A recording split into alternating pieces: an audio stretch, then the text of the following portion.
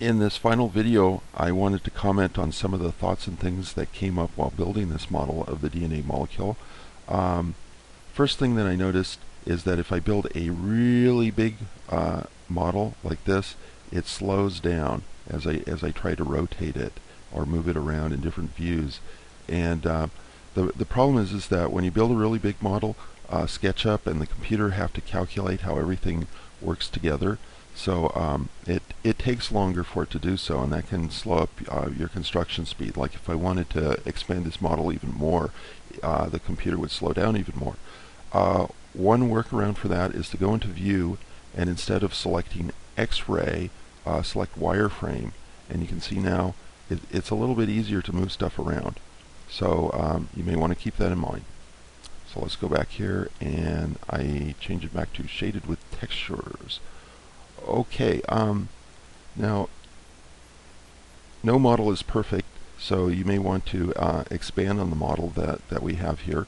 And one thing that you can do is often in illustrations of DNA, you'll see as shown here that there is some kind of relationship portrayed for the weak bond between the two bases and the base pair. And here they show it by dashed lines, but you may want to be creative and do something like little lightning bolts. But anyways, the weak bond is very important because that's how DNA zips and unzips. So you may want to do something there. Another thing I noticed while looking at this model is over here, this phosphodiester bond, it doesn't have a double bond going to an oxygen. Instead, it has a hydrogen sticking out here. And in fact, it even has a hydrogen sticking out of the phosphorus. And I went with this design here, so I assume what happened in the other illustration is an alternative configuration, but that may be something that you want to play around with. A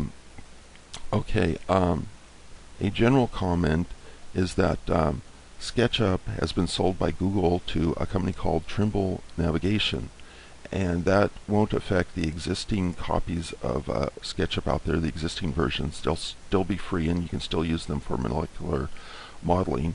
I don't know about future versions of Sketchup. They may charge for those, but for now and for the foreseeable future, you can use Sketchup to make nice molecular models.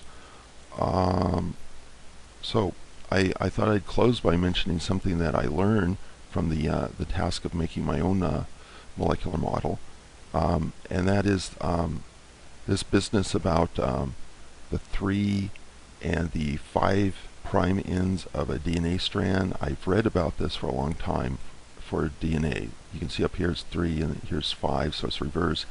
And I didn't know quite what that meant. I knew it had something to do with the deoxyribose molecule, but I didn't quite understand. So let's go over here, and when I looked at the model, it started to become clear. So I'll zoom in here like so. And you can see here's a deoxyribose, and if we zoom in some more, we can see that it's connected here with the base pair on the number 1 carbon, and then down here it's connected on the number 3 carbon to a phosphodiester, and then over here it's connected to the number 5. So this would be the 3 direction because the 3's of the phosphodiesters are pointing down. And so, I mean, the 3's of the deoxyriboses are pointing down in this direction, and the 5's are pointing up like that. And it's vice versa on the other side. So I helped, building a model helped me to get that clear in my mind as to what was going on with the 3 and 5